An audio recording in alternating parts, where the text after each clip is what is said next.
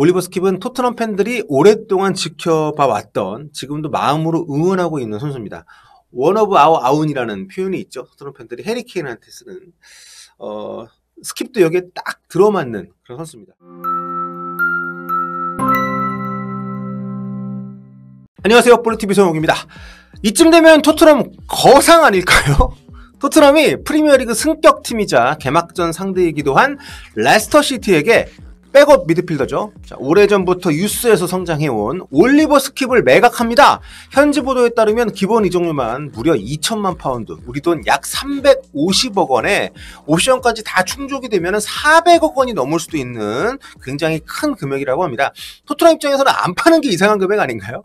이번에 번리에서 데려온 04년생 프랑스 윙어 오드베르 선수 영입하는데 3천만 파운드를 썼는데 거의 그거 만회하는 그런 금액입니다. 어차피 지금 토트넘 스쿼드에서 스킵의 입지는 굉장히 좁은 상황이고, 포스테코글루 감독도 애초에 이적 대상에 올려놓지 않았던 이유가 홈그로운에 팀그로운까지 되는 선수이기 때문이지, 올 시즌에도 크게 중요한 의지는 없어 보였기 때문에 토트넘에게는 상당히 수지 맞는 장사가 아닌가 싶습니다.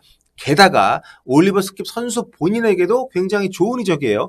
계약 기간은 3년 더 남아있긴 한데 현재로서는 팀 내 중미 경쟁에서 많이 밀려있는 상황이죠. 올 시즌 전망도 밝지 않은 그런 입지이기 때문에 이번 이적으로 토트넘에서보다 출전 기회가 훨씬 늘어날 거란 기대를 할 수가 있으니까. 그리고 무엇보다 급여가 굉장히 크게 올라간다고 합니다. 이 에이전트가 협상 잘한 것 같아요. 스킵이 토트넘에서 받는 주급이 현재 4만 파운드, 연봉 한 200만 파운드가 넘었거든요. 우리 돈으로 약 한 35억 원 정도 됐었는데, 이번에 레스터 시티를 이적을 하면서 주급이요 7만 파운드로 굉장히 껑충 뛰었습니다. 연봉 35억 선수에서 연봉 64억짜리 선수가 됐어요. 반더벤 주급이 5만 파운드니까 반더벤 재계약해라. 자, 그렇다면 아니 레스터는 대체 왜 이런 영입을 한 거냐, 이렇게 의문을 가질 수가 있을 것 같은데, 아예 이해가 안 되는 영입은 아닙니다. 일단 과거에 올리버 스킵이 주전 자리를 꿰찼던 노리치 시절, 그때 노리치가 이제 2부에 있던 시절이긴 한데, 그때 모습, 그때 굉장히 잘했거든요. 그때 모습도 영향이 좀 있었을 거고, 또 토트넘에서 작년에 1,000만 파운드 주고 이제 해리 윙크스를 데리고 갔잖아요. 윙크스도 토트넘에서 거의 전력 외 자원이었는데 해리 윙크스도 데려가서 상당히 잘 썼습니다. 그리고 지금 레스터가 뒤에 설명드린 홈그로운 숫자가 좀 부족하기 때문에 홈그로운 영입이 필요한 것도 레스터 입장에서는 스킵 영입에 공을 들일 수밖에 없었던 상황이 아닌가 싶습니다. 일단 비용에서는 그럼에도 불구하고 이견이 있을 수는 있어요. 예.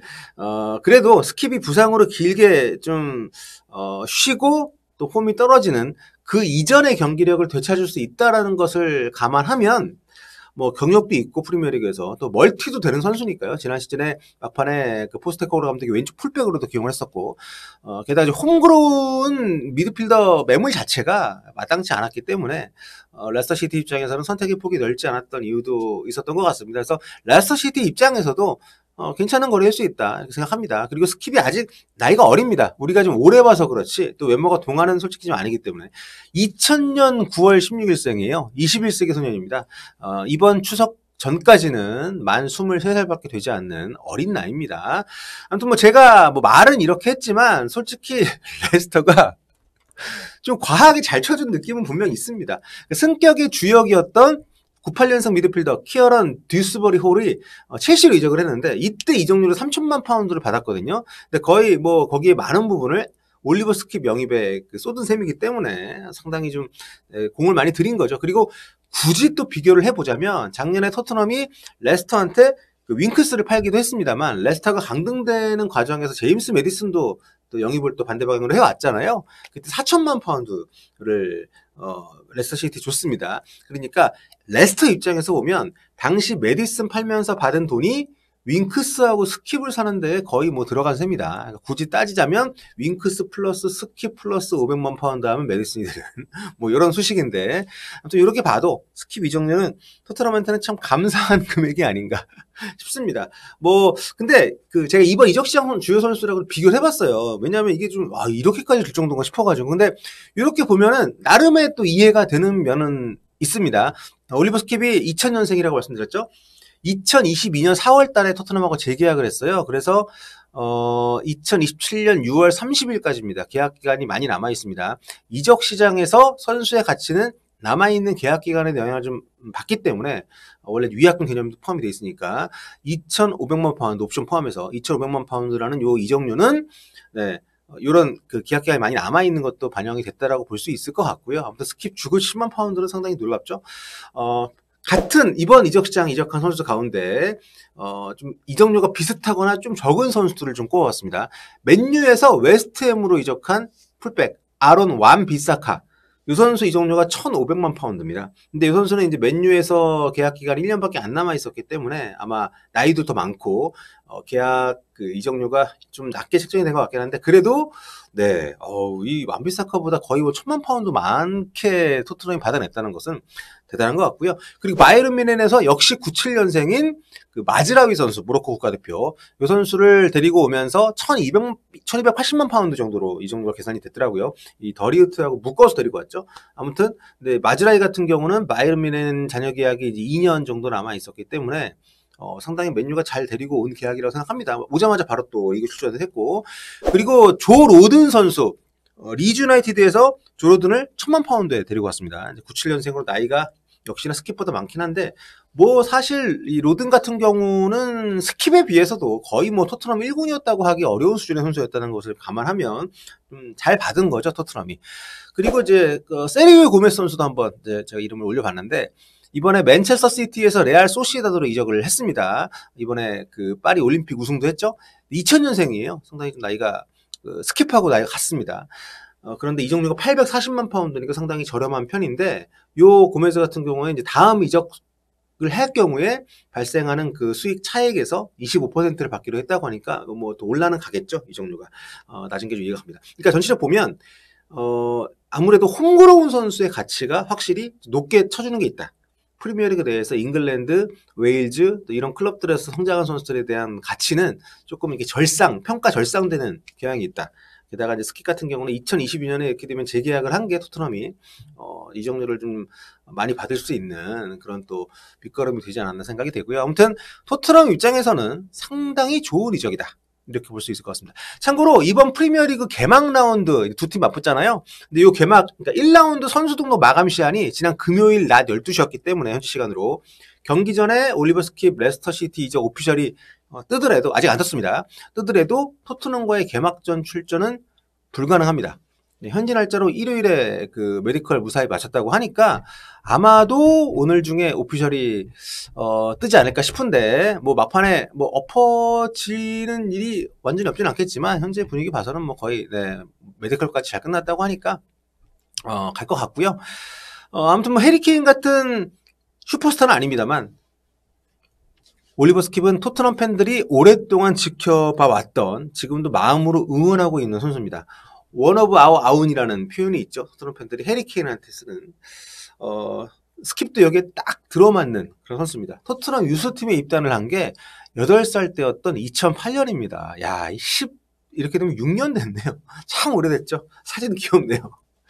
그때부터 쭉 토트넘 아카데미에서 성장을 해왔고 2018년에 1군 데뷔 성공을 했고요. 2020-21 시즌에는 2부에 있던 노리치 시티 임대를 가서 거기서 대단히 성장을 해서 왔고 당시에 이제 토트넘 복귀해서 무리뉴 감독의 중용을 받았었죠. 토트넘 1군에서는 모두 지금까지 이제 106경기를 뛰었고요. 1골 2도움 기록을 했습니다. 그중 리그에서는 77경기를 뛰었는데 지난 시즌 포스테코글루 감독 체제에서는 충분하게 기회를 받지 못했습니다. 뭐 비수마, 사르, 벤탄쿠르가 우선순위였고요.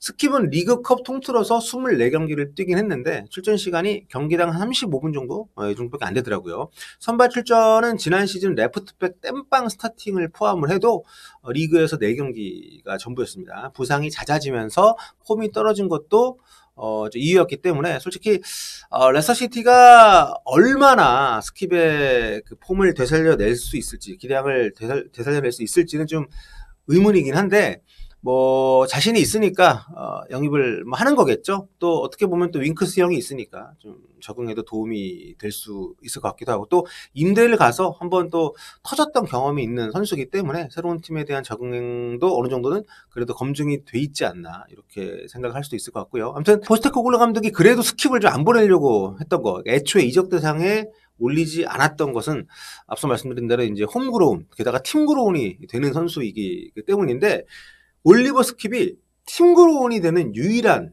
1군, 토트넘 1군에 유일한 팀그로운 선수였습니다. 그렇기 때문에 더 아끼려고 했던 건 있는 거죠. 그러니까 21세 이하 선수 같은 경우는 이제 비리스트에 포함이 되기 때문에 팀그로운 여부는 일단 좀 해당이 안 되고, 올 시즌에 토트넘이 유로파리그에 나가잖아요. 유로파리그 같은 경우에는 이제 클럽 대항, 그러니까 챔스, 유로파, 유로파 컨퍼런스 리그, 이런 UEFA 클럽 대항전 스쿼드 등록 조건이 있습니다. 기본적으로 A리스트, B리스트 일단 나뉘는데요. A리스트는 우리가 흔히 얘기하는 1군 리스트라고 보시면 되고, 최소 15명, 최대 25명까지 명단을 제출할 수 있고요. 골키퍼가 무조건 2명이 포함이 돼야 되고요. 그리고 팀 그로운 선수가 정식 명칭으로 하면은 이게 이제 클럽 트레인드 플레이어입니다. 이제 클럽에서 성장한, 클럽에서 훈련을 받은 선수라는 뜻인데, UEFA 주간 대회에서만 적용이 되는 그런 조건을 좀 보면 15살에서 21살 사이에 3년간 이 팀 소속이었어야 됩니다. 임대 기간을 빼고. 그리고 요 팀 그로운이 최소 4명이 포함되어야 A리스트를 25명을 채울 수가 있습니다. 그러니까 만약에 팀 그로운이 만약에 스킵을 내보내고 한 명도 없다. 그러면 A리스트를 21명밖에 못 내는 겁니다. 네.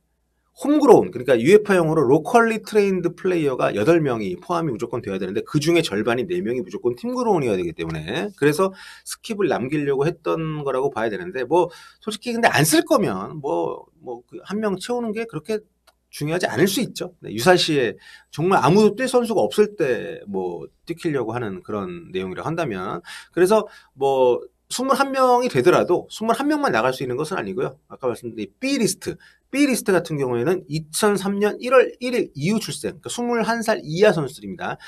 21살 이하 선수 가운데 15살 이후 최소 2년간 토트넘 소속이었던 선수가 있다면 이 선수들은 인원 제한 없이 B리스트에 포함이 될 수 있고 B리스트 선수들은 대회에 출전할 수가 있습니다. 그러니까 돈니라던가 무어 같은 21살 이하 팀에서 오랫동안 성장해 이 선수들로 채우면 되기 때문에 아무튼 스킵 떠나는 거 생각을 좀 못했어서 그런지 좀 갑작스럽기도 한데요. 좀 본인에게도 잘된 이적인 것 같으니까 가서도 잘 뛰고 부상 없이 좋은 성과 내기를 기원해 보도록 하겠습니다. 토트넘은 장사를 상당히 잘한 것 같고요. 아직 조금 남아있기 때문에 추가적인 영입도 계속 좀 소식이 들리지 않을까 생각됩니다. 자, 오늘 여기까지 할게요.